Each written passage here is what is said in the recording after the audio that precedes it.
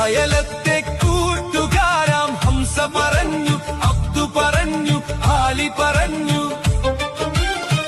അഴകൊത്തൊരു സുന്ദരിക്ക് ഞാൻ പ്രാണനാണെന്ന്.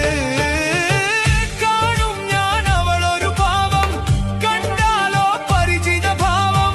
കാണും ഞാൻ അവളൊരു ഭാവം, കണ്ടാലോ പരിചിത ഭാവം. നിലയുടെ കടവിൽ, ചിറയുടെ പടവിൽ, കുടയുടെ മറവിൽ, അവളുടെ പിറകിൽ നിനച്ചും വിരച്ചും പിന്നെ അവളുടെ അരികിൽ.